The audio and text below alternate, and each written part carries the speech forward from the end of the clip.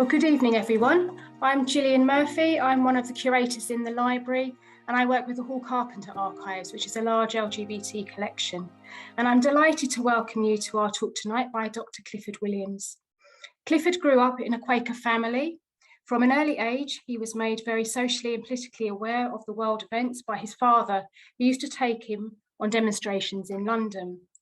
Growing up as a gay teenager, he sometimes felt isolated until he discovered the London Gay Teenage Group. Clifford studied history and social anthropology at SOAS, which is just down the road from LSE. He then studied criminology at the University of Cambridge. He did research in Yorkshire for the probation service and completed a PhD at the University of Bradford. His current research is on policing gay men from 1950 to 2010. But this evening, he is going to talk about his work on the history of gay youth, which is the topic of his recently published book, Courage to Be. And I encourage you can't see it on my screen, but I've got it in my hand here because of my green screen. Courage to Be is excellent. So Clifford is going to talk for about 30 to 40 minutes, and then we'll have questions and answers. So if you have any questions, put them in the Q&A box and I will read them out at the end. Okay, over to you, Clifford.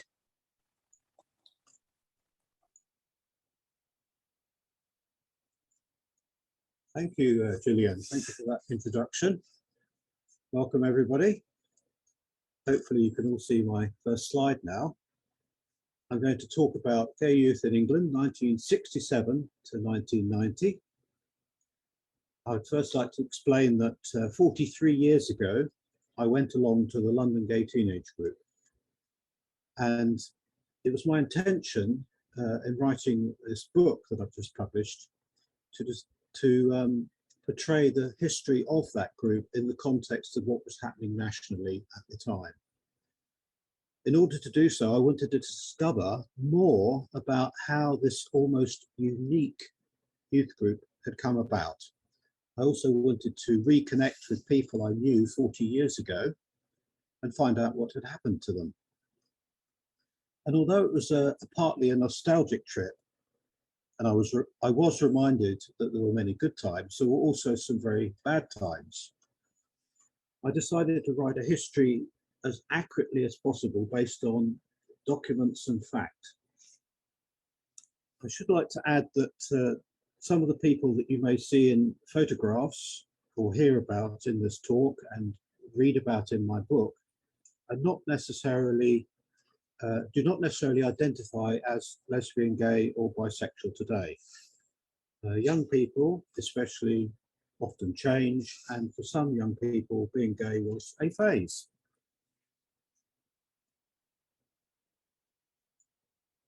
Okay, so 4 years ago, 2017, we had the 50th anniversary of the partial decriminalisation of homosexual acts in England and Wales. And the BBC broadcast a number of television programmes as part of the Gay Britannia series.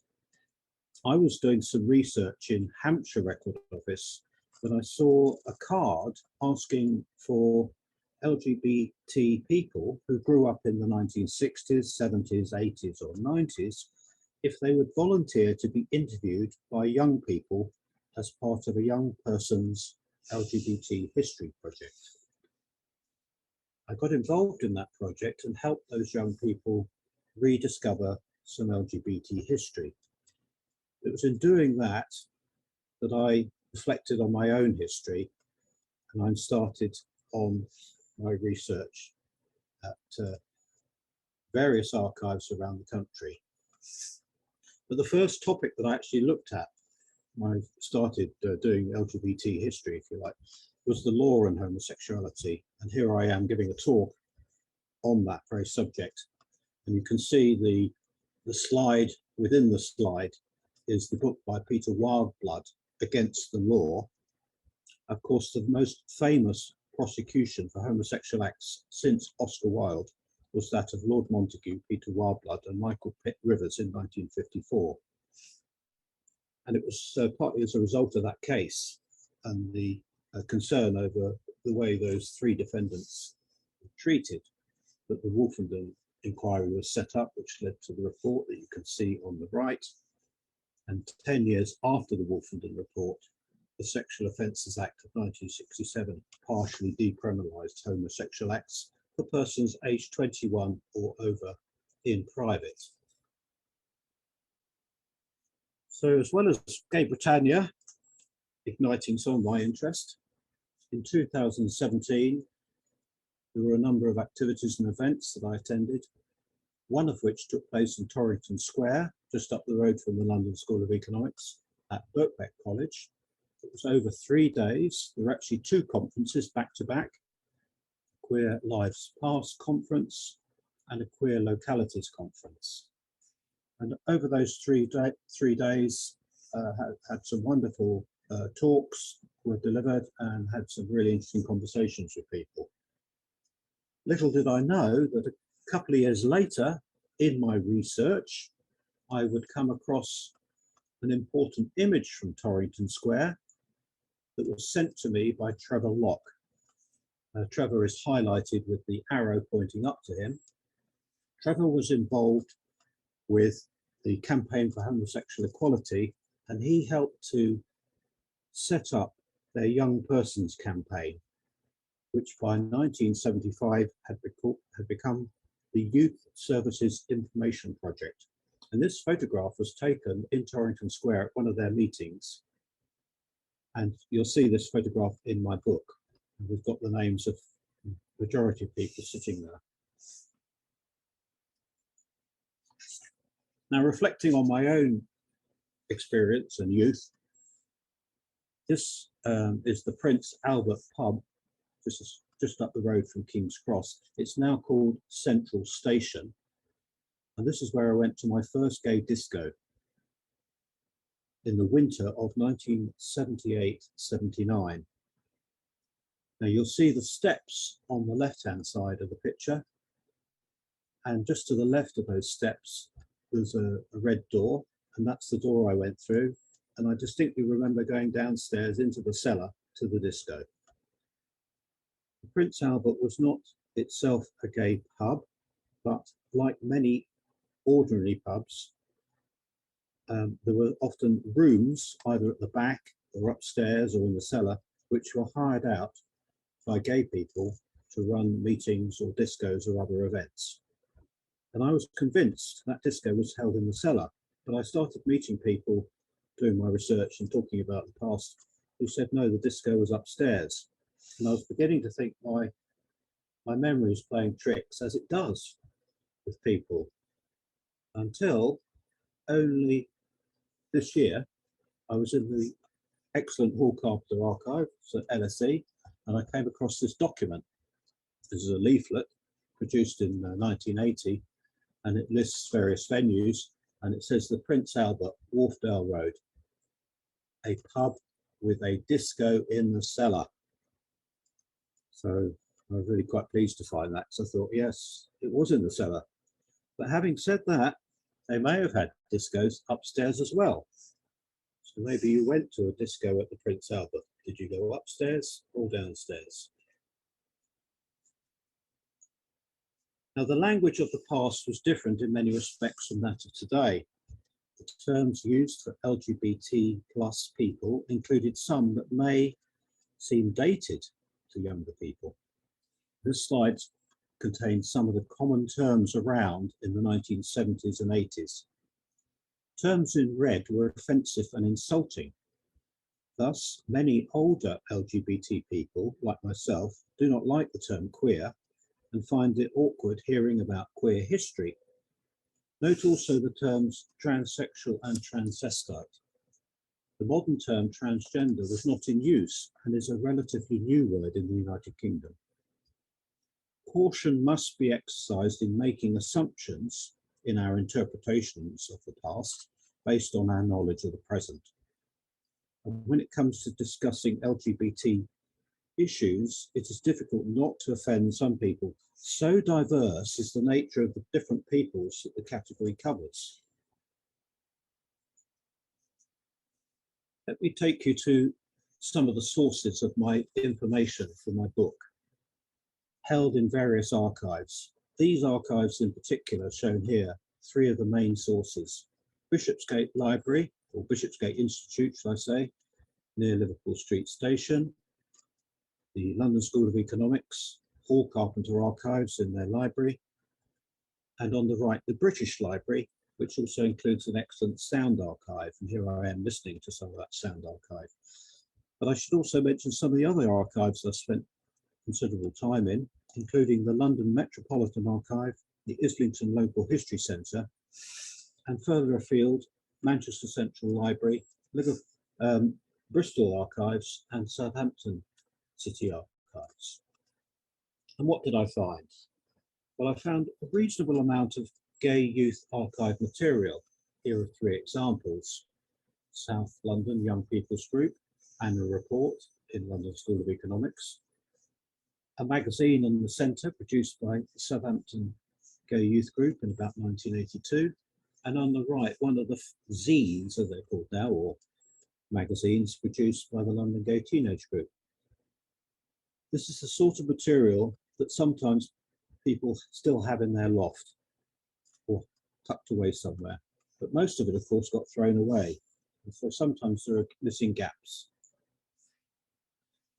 Some of this documentation has photographs, but of course this was an age before the mobile phone, before the digital camera, and a lot of us didn't have much camera film, or if we did, we used it sparingly. Here's a photograph of the South London Gay Young People's Group. Of course, we don't usually have the names associated with these photographs, but I'll come on to that issue later. This particular photograph comes from the Crossman archive in the Hall Carpenter papers. And Manchester. Now, when I went to Manchester City Archives, there was very little in terms of gay youth material up to 1990. So maybe somebody in Manchester still has some of that material, or maybe it's all been discarded and thrown away, because we do know that there was active gay youth group in Manchester in the 1980s. But of course, through social media, I managed to contact and network with a wide range of people who were involved in the London Gay Teenage Group or other gay and lesbian youth groups of the 1970s and 80s. And some of these people had kept old photographs and documents. And this is just a sample of some of that material. Some of that material is now being donated to various archives, and that is something that I'm in the process of continuing to encourage people to do. Let us remind ourselves that before 1994, the age of consent for homosexual acts was 21, and it wasn't until 2001 that it was equal with heterosexual activity. So in 1968, for example, we have this report from the Birmingham Post, where 4 youths were convicted at Stafford Assizes of homosexual activity, consenting activity. The judge said the conduct of these youths in itself is not abnormal for young men of their age group, but it was wrong and disgraceful because parties were held to facilitate, if not stimulate, homosexual intimacy. 2 of the young men were sent to Borstal, that's basically the juvenile prison of the day, and 2 were given probation. Sadly, one of those in Borstal committed suicide. The first organised gay youth activity that I've discovered was 1971. A march and rally was organised by the Gay Liberation Front Youth Group, where they demanded the equal age of consent.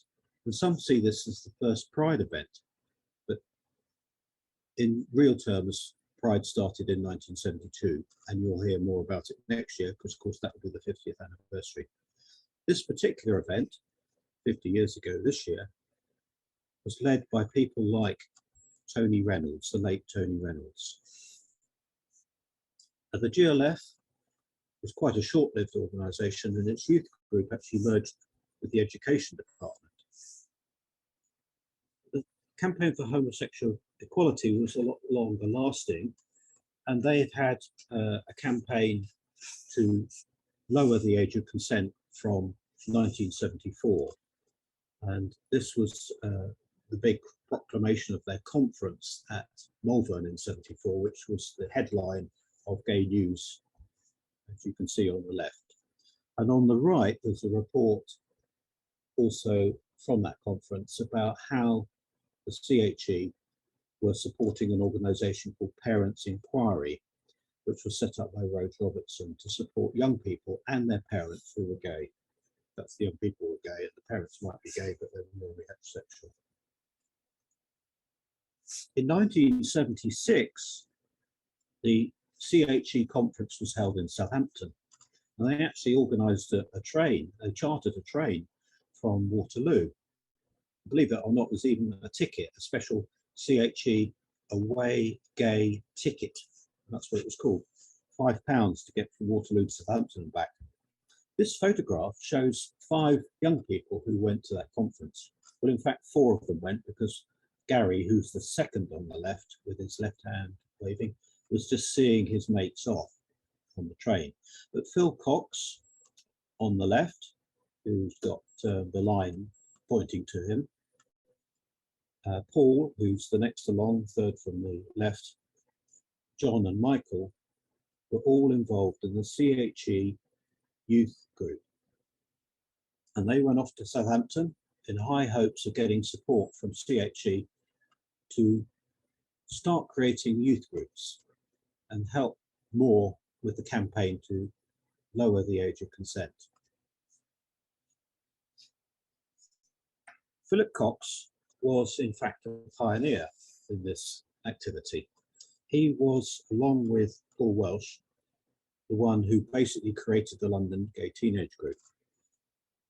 Born in October 1956, the youngest child of Ronald and Valerie, some of his childhood was spent in the USA before his parents moved to Chipping Norton, where they ran the pub, the Blue Boar. Soon after he left school, Phil made his way to London and teamed up with Paul Welsh, and they shared a flat in near Old Street. And Phil became a little bit disillusioned with the CHE, so he took the London Gay Teenage Group away from CHE and ran it independently, if you like. And he found premises for the group at Grapevine in Holloway Road.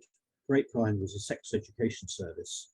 And here we see on the left, listing from Gay News, the London Gay Teenage Group, with a contact for Mike and Carol. Now, it was Gay News that I picked up. I picked up the courage, should I say, to go and ask for it because it was held behind the counter of my local library. And not many libraries had copies of Gay News, but you had to go and ask for it, and that was quite a thing for me to do. It's a bit like coming out. Anyway, I read it meticulously from cover to cover, and I found this advert, this listing for gay teenage groups, and that's how I found out about the group. Anyway, Phil, once he'd set up the group in Holloway Road, he wanted to hand it on to somebody else. So in fact, he went off and concentrated on other activities, including being a volunteer for Gay Switchboard. He was their youngest volunteer at the time, here shown on the right. By the beginning of 1977, the group had settled in at Holloway Road 296, and this notice appeared in Gay News in February 1977. It actually says that the first meeting will take place there on Sunday, February the 13th. But in fact, they had met there a few times before that to test the water. This was like the first public announcement that they were meeting in Holloway Road. Phil handed over, and one of the people he handed over to was the first chair of the London Gay Teenage Group, Steve Power. This photograph taken of Steve in about 1978. And 40 years later, well, I met him in 2018 and then again in 2019. I met up with Steve, and I was delighted that he'd kept so much of the old paperwork. Steve went on to do youth work. He spent a lifetime in youth work. He's now concentrates a lot on his photography, and he's actually got an exhibition on in London at the moment. And here he is at the cafe we met in London, looking through some of the old papers. And his papers were invaluable in helping me to reconstruct the chronology and the history of the London Gay Teenage Group. So here we are back at Holloway Road. This is the tube station that many of us travelled up to. We walked out of that tube station and about 10-minute walk up the road to 296, which was the premises of a chicken takeaway. But above it, the teenage group met. And they were an unstructured group insofar as they weren't an official group. They weren't registered with anybody. They didn't have any youth workers leading the group. It was all run within by the young people themselves. They organised their own activities. So this is an example of a flyer for some activities in 1977, I think, an early flyer, and it advertises a bottle party. All gay teenagers welcome. Please bring plenty of booze. Now you won't see that with an organised youth group today, because obviously there's much more control over alcohol in official youth group activity. So you can see how sort of loose it was in a way. But every Sunday there was an open social at Holloway Road and other activities as well. In May of 1977, the group appeared in Gay News. 4 members agreed that their photograph could appear. These are the 4. And one of those is Robert Halls, who was the secretary. He's the 3rd from left. The others are mentioned in the book. And the article actually talks about how people found out about sex. So Robert, the one I just mentioned, 3rd from left, who was 18 and a half when this photograph was taken and this article was published, admits going cottaging. He also talks about reading a lot of books, including Christopher Isherwood, and he's currently reading A Lasting Relationship by Jeremy Seabrook. Others talk about their sex education and growing up as gay. Gordon says that his mother has said this: "If I had a son like that, queer, I'd smother him to death." Trevor, who's 18, says he finds the gay scene frightening and unfriendly. He's also frightened of catching VD. He wants a boyfriend. As well as meeting on Sundays at Holloway Road, the group also met on Wednesday evenings at 4 Caversham Road, Kentish Town. This was the base of the Kentish Town Detached Youth Work Project, which employed youth workers to work on local estates. One of those youth workers was Chris Hume, and he helped with the London Gay Teenage Group. He wasn't a paid youth worker at the London Gay Teenage Group, but he helped the group. He helped with practical things, and he helped support them, make contacts, make representations, and crucially drove the minibus when we went on various trips. And he was a great support to young people, including myself. Chris took part among a lot of gay people, volunteered to be filmed for the creation of a film called Nighthawks by Ron Peck and Hallam. It was released in 1978. They took masses of footage recreating gay discos and various other scenes, and it tells the story of a man, chap shown on the left, who's a teacher. I recommend this film for capturing the atmosphere and the status, if you like, of gay men in London at the time. But this is an outtake that I saw in the Bishopsgate Institute, where Ron Peck's papers and old footage is kept, and it shows Chris Hume on the right. He was actually cut out. He was cut onto the cutting room floor, so to speak, of Nighthawks. But a lot of the footage was used in another film, which he does appear in, called Strip Jack Naked. But going back to the Prince Albert, I want to know whether this outtake was filmed in the Prince Albert. And are those the Christmas decorations in the Prince Albert? Because that's one of the venues they did film. they did filming.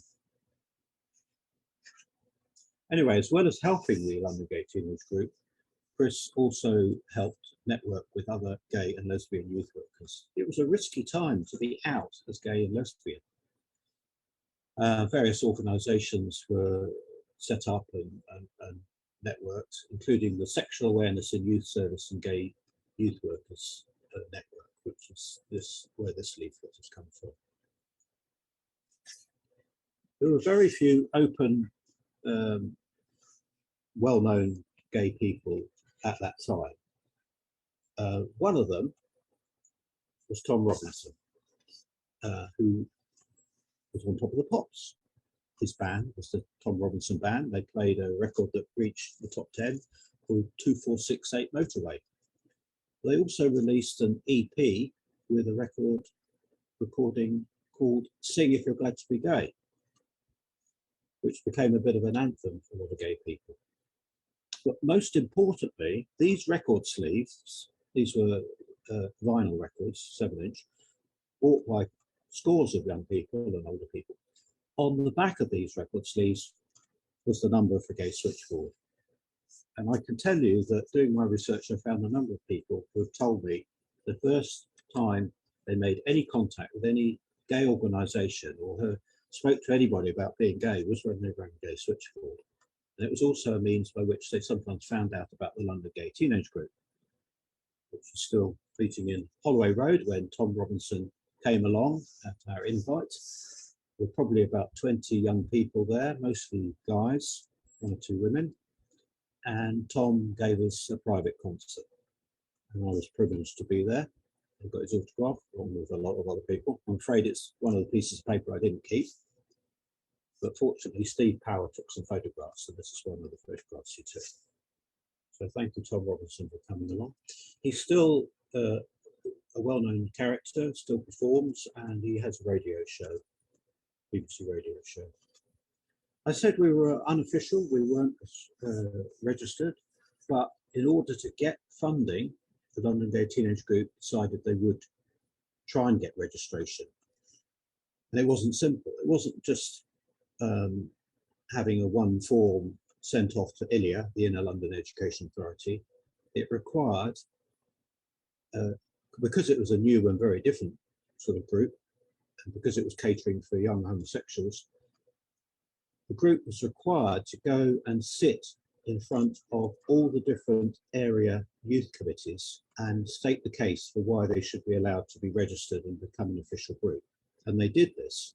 They went around all the area youth committees, and they also produced a film. These are some clips from that film, which basically stated the case for having a London Gay Teenage Group and saying that, you know, we're basically a youth group. We meet on a Sunday, we do normal things like play pool and drink cups of coffee and chat and play records. In this little footage, which I have been able to see, Robert Halls states that we're mainly young guys at this group. We don't have many young lesbians, but he says he's going to write to leading lesbians to see if we can attract more lesbians to the group. I've yet to find out, I've not found out which leading lesbians he wrote to. Unfortunately, I can't ask him because he died of age-related illness in the 1990s. Anyway, the application, which went to ILEA, took several months, was opposed by many bodies, including the National Association of Boys Clubs. They didn't want a group set up for homosexuals. This would set a dangerous precedent, they said. During this time, when the application was going ahead, the group had to find new premises. There was a fire at Grapevine in Holloway Road. It wasn't arson, it was something to do with the cooking the chickens underneath the club, where the club was meeting. And so Grapevine had to move out, find somewhere new, and also the group had to find somewhere new. And we were lucky to find a supporter who was working at the Manor Garden Centre just off Holloway Road. This is a welfare centre that had been established in 1913 and it's still run today. And the group were invited to clean up and tidy up this hall, which is in the gardens, which they did. And as a result for doing that work, the group were invited to meet there. So they got a lot of support from the Manor Garden Centre, and we thank them for that. And this is where the group met for the rest of its existence, up to about 2000. The picture on the bottom there is me visiting the hall on a rainy day this year. And delighted to say that Islington Local History Centre have had a project called Islington Pride, where they've been going around Islington identifying places of significance to LGBT history and putting up these pink plaques. So you'll find one outside the Manor Garden Centre and loads of other ones all around Islington. And if you take your phone and you put it on the QR code, you'll find out more about the group, and you'll probably see a reference to my book. So whilst we hadn't been at Manor Gardens that long, when the letter came through to say the group could register as an official youth group. And this was very important because it meant the group could then apply for funds, and was also a little bit more protected from possible prosecution, because there was a danger of being prosecuted for conspiracy to corrupt public moral. There was a real danger that that was going to happen, and people like Steve Power were rightly worried about that. Gay News published this article to say this was an important step, and it could lead to the setting up of other gay youth groups, which indeed it did, partly through the Joint Council for Gay Teenagers, which was established to help support gay teenagers generally throughout the country, and also produce things like guides to how to set up gay youth groups. The Joint Council also produced a couple of booklets, including Breaking the Silence, shown here on the right, where they collated a lot of information and interviews with the gay young people. They also produced this poster. Now, I don't think many copies exist of this poster. This is one that does exist in the Hall Carpenter archive. And you can see there's a blank space at the bottom for writing in the details of your local gay youth group, if you've got one, a gay teenage group. And this one has the details of the London Gay Teenage Group. So gay teenagers are everywhere. There were several copies of this poster produced, but I'm not sure how many exist today. I've only ever seen one.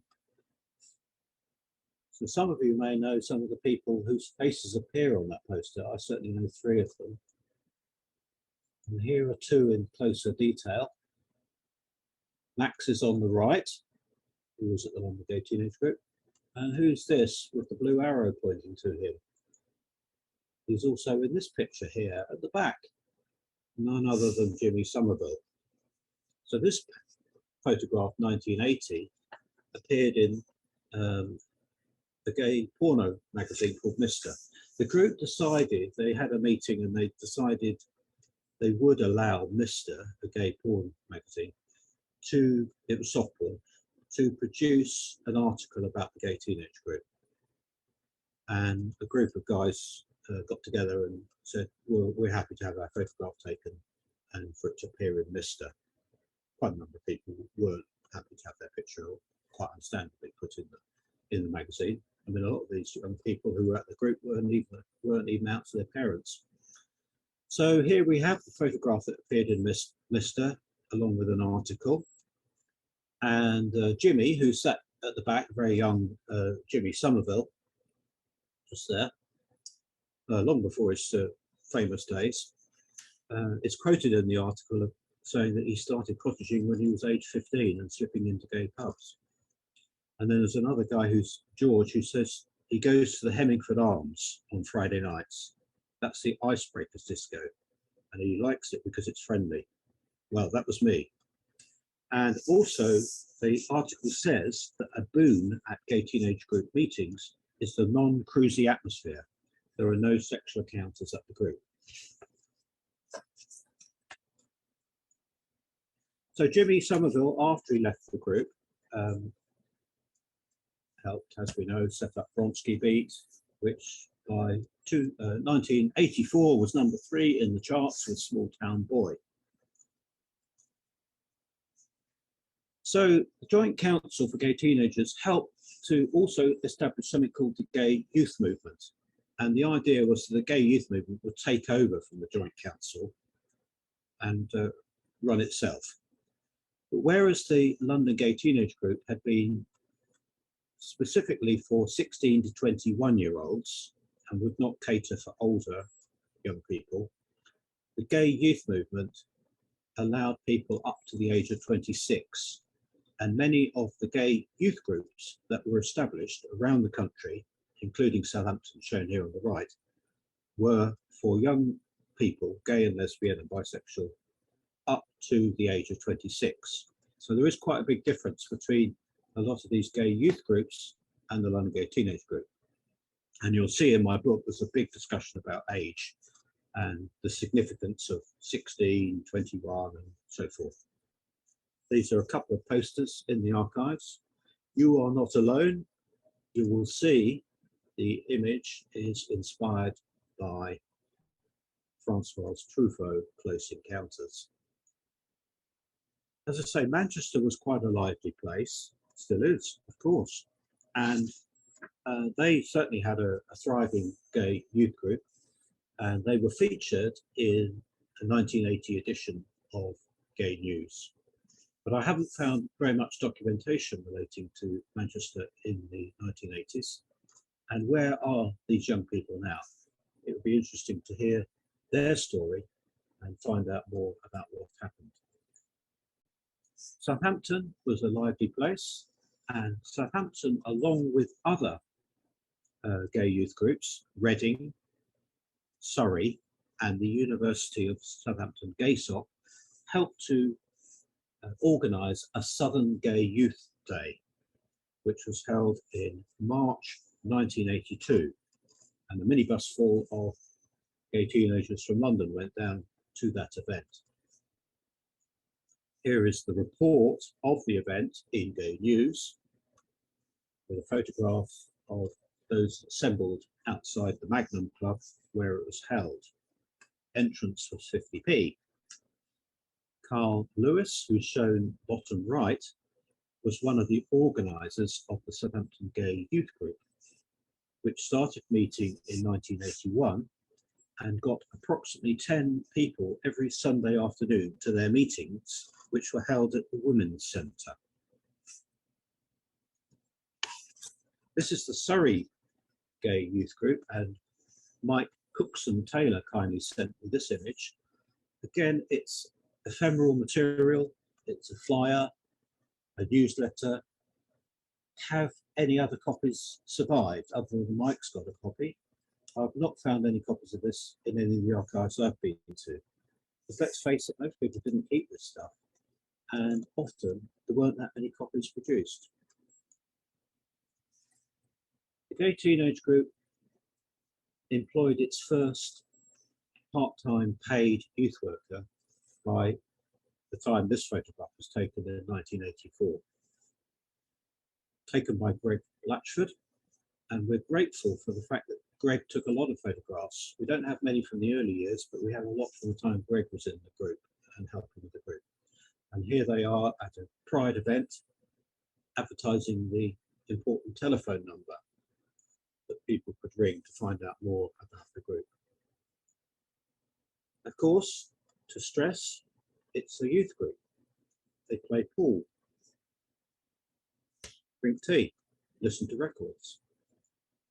The only difference is the main feature that distinguishes this group from other youth groups is the guys and girls who are at the group are mainly different in their sexual orientation.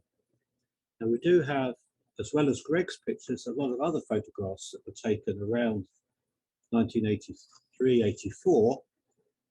And one of the things we've been doing, myself with others who are in the social network of the past members, is to try and identify people in these photographs.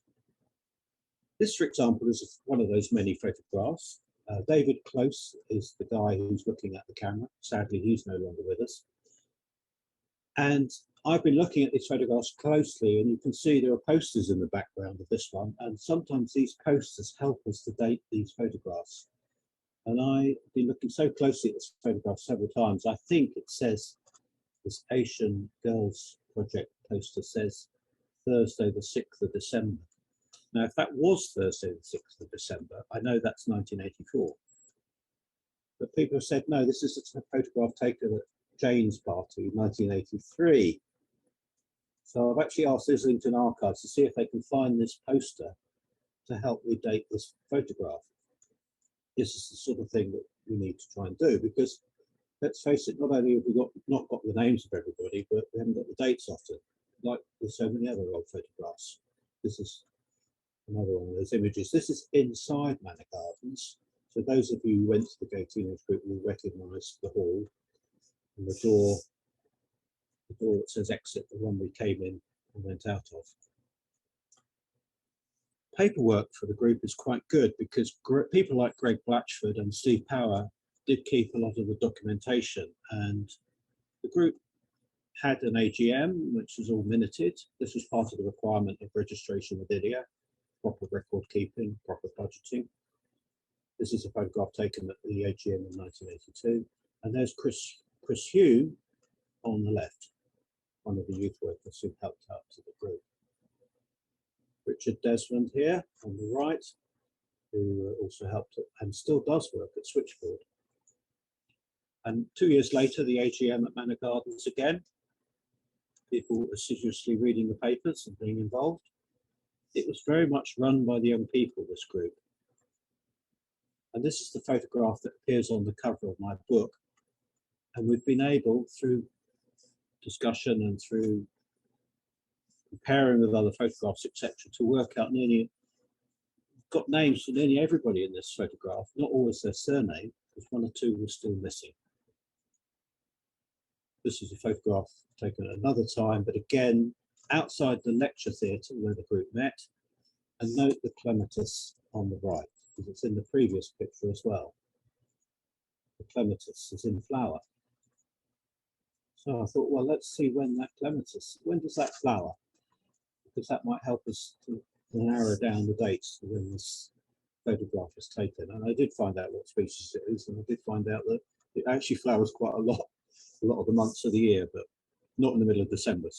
But then looking at dresses and what people are wearing, you know, it wasn't in the middle of December. So the group was funded primarily by the GLC and ILIA, and that sometimes caused controversy. Rates cash for London's gay teenage gays. So is the headline of the Evening Standard. 1983, the GLC were generous in funding the recruitment of 2 researchers to look at the position of gay teenagers in London. And they came up over a 2-year period with these 4 reports.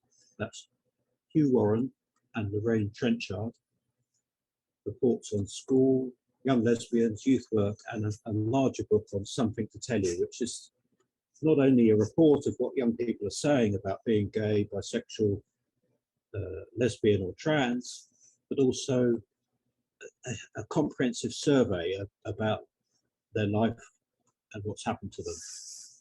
But these publications can still be found in various archives and 1 or 2 libraries. And when the Queen Mother visited Manor Gardens in 1988, she was presented with copies of those booklets. The Queen Mother was the patron of the Manor Gardens Centre. Now, I mentioned earlier that it was predominantly young guys who came to the London Gay Teenage Group. There were always a few women there, people like Sheila and Zoe. But it was a realisation that not enough young women were coming along or staying at the group, and possibly because they found there weren't enough women there when they arrived. So it was decided that there would be a separate group set up for young lesbians. And this met initially on a Monday evening at Manor Gardens. And here we are, the young lesbian group. Looks like a Christmas party. Thanks to Lorraine Trenchard for this photograph. And one of the advertisements in Manor Gardens for young lesbians to say where they could find other young lesbians in London. And in the Bishopsgate Institute, I came across in Lorraine Trenchard's papers evidence of the first, believed to be the first, young lesbian summer camp. with a whole host of photographs and documentation, which was done by Lorraine Trenchard. She actually created a project as part of her training course assessment to be a youth worker. And this summer camp was held from the 3rd to the 7th of September at Islington in Yorkshire. And it was attended by 35 young women, including youth workers, mostly from London, but also from Sheffield. By 1985, Jane Dixon had become the specialist youth officer to work with gay and lesbian young people at the Inner London Education Authority. And she was probably the only person to hold that post. ILEA was actually abolished in 1990. I might be wrong, it might be somebody who succeeded her before it was abolished. But Jane raised the issue, for example, of what do we do with young people who identify as gay and lesbian who are under 16? Because the London Gay Teenage Group, for example, was only allowed to allow 16-year-olds and over in. And she produced a report on this, which you can read all about in my book. And it created a bit of a stir, led to various headlines in the tabloid papers. I'm sure you can imagine some of the things that were said.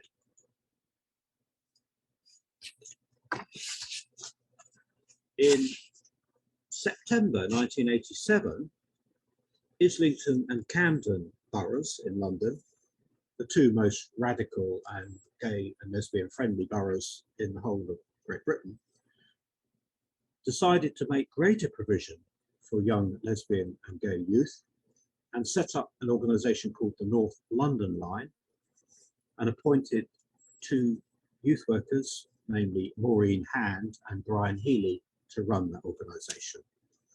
And the North London Line created a number of different groups, including running a young lesbian video and pizza evening, and that's for young lesbians aged 16 to 25. Camden allocated 12 hours part-time for youth workers to develop a young black lesbian group. And this is a picture of some of the young black lesbians on a trip to Holland in 1990. Wouldn't we like to know the names of these people? Maybe you know these people, maybe they can tell their story. There are stories to be told. This picture is in the Islington Local History Centre. And so, during the course of the last 2 or 3 years, well, before COVID basically, I was able to organise a few reunions, meeting up with people that I hadn't seen for basically 40 years, others who I met who I hadn't previously met, who were later members of the teenage group.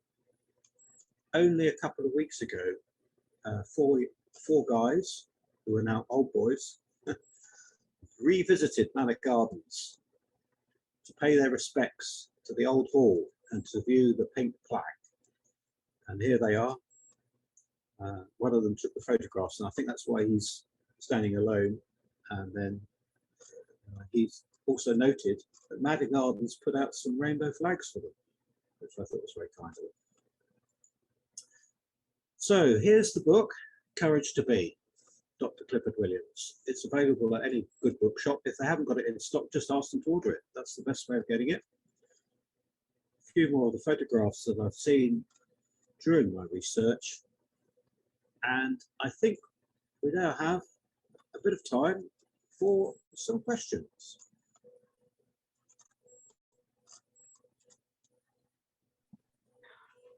Oh, my.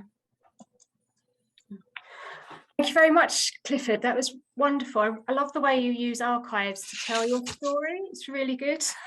And you do that in the book as well. It's, you know, your book's like it's a memoir, isn't it?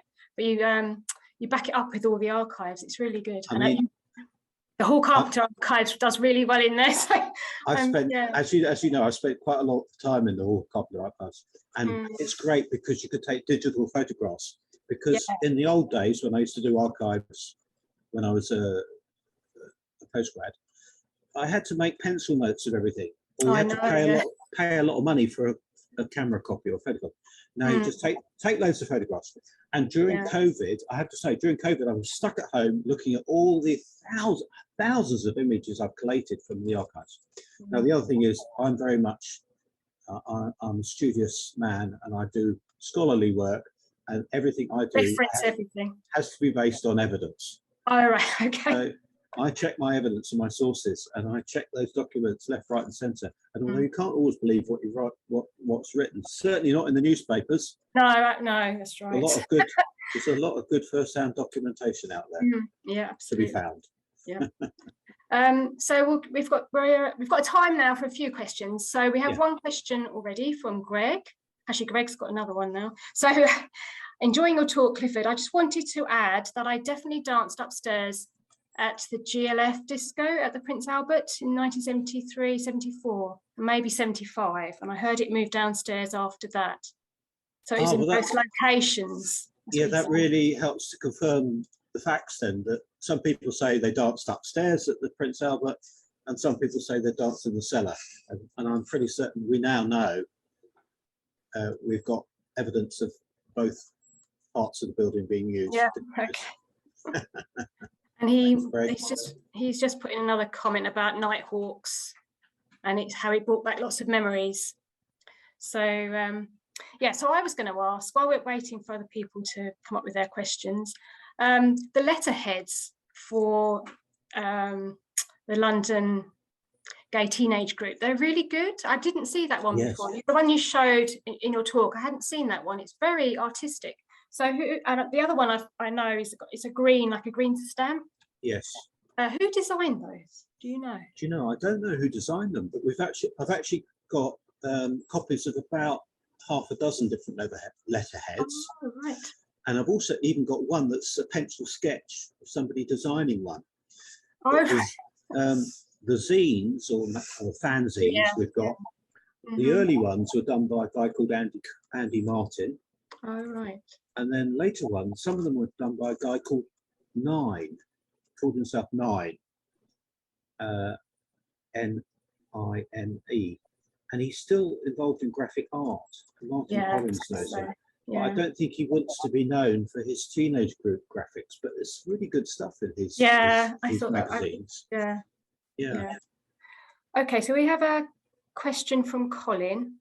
How did the issues faced by young people change over the years? For example, I'm assuming that there was a lot of concern about breaking the law in the early days, but clearly young people became a lot more open in later years.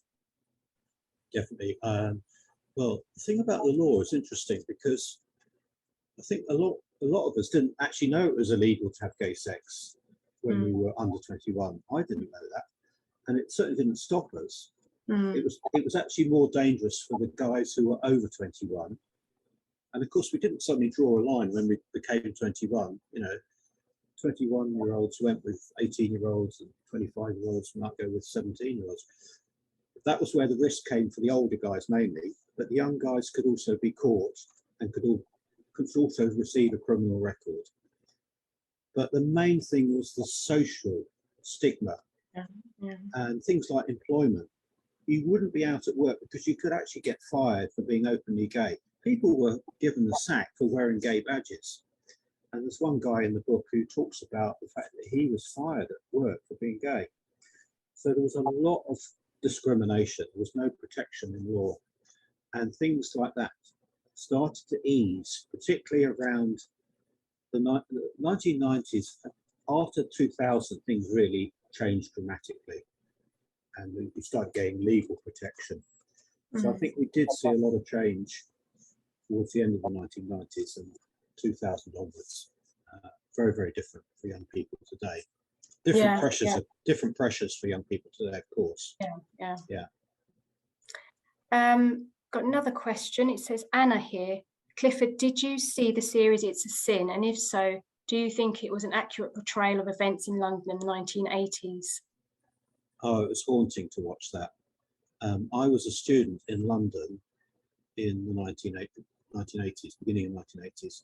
And Richie, who's the main character, comes up from the Isle of Wight. He goes to university. He would have been like in his first year when I was in my second year. And it was so realistic, this thing about we're starting to hear about this illness, because I would think I was in my second year at SOAS, about 1982. We started hearing about this mysterious illness and people started getting sick.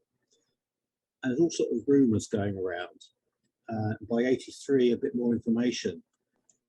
And people started disappearing. I mean, it really was horrendous. That It's Your Sin, I watched all 5 episodes. I knew I would need tissues. Episodes 3 and 5 were really, really heartbreaking for me. And I actually had nightmares about it. And I know some people couldn't watch it. Okay, they exaggerated some of the characters. Of course they exaggerate the characters. It's drama. But I tell you, there were situations and scenes like that. The only thing that was slightly wrong about it from a factual point of view is when they were demonstrating towards the end of the series, they were attacking the police and hitting them with placards and things. I don't think that ever happened. I mean, the police sometimes were brutal in the way they dealt with some pride marches and incidents, but I don't think demonstrators ever attacked the police in the way that it was portrayed in It's a Sin. But that aside, excellent series. Very powerful stuff. Very powerful. Thank you for the question, Anna. This will be our last question, and it's from Greg. He says, I wonder, Clifford, if you've been able to find much about when, why and how the London LGTG finally closed. Also, was it closed with a bang or a whimper? If I can put it that way. Yeah, now that is a big question that we still don't have answered. Oh, right. And so I'm still trying to find out. So if anybody's listening, watching or whatever, or sees this on YouTube later, we still need to know how it fizzled out, or did it go with a bang? Around about 2000, I have looked at the archives in the London Metropolitan Archives. They've got the Manor Gardens papers and reports and things like that. And I know that there's a certain year, I think it's 2002, when there's no sign of the London Gay Teenage Group meeting at Manor Gardens. We know they're definitely gone by then. Whether they went to another venue, but I haven't found any evidence of them after 2000. Right. And so that's because there could be another book, 1990 onwards. Yeah. Now, I also want to say, I did have a quick look at chat. I haven't been able to read everything, but thank you, everybody who's made nice comments. Hi, everybody. I know Martin's commenting about driving the minibus. And thank you, Martin, for your work as treasurer over the years. Tigger and Charlie, hi. It was lovely to chat to you yesterday. And Mo, thanks for your comments and all your support. And thank you, everybody who contribute their memories to the book as well, and their stories and their photos and their pictures, and the people who came up with the documents. And keep looking if you've got any old photos. Oh yeah, the photos are wonderful. I really love those. We're still collecting. Yeah. And thank you, Gillian, for hosting with Debbie's support. No, thank you for meeting. Oh, thank you for a great talk, Clifford. Thank you. So we're going to be closing now. So usually these Zoom events end very abruptly. So we'll be closing now in about a minute. So you can say your last goodbyes. Until you see Clifford once more.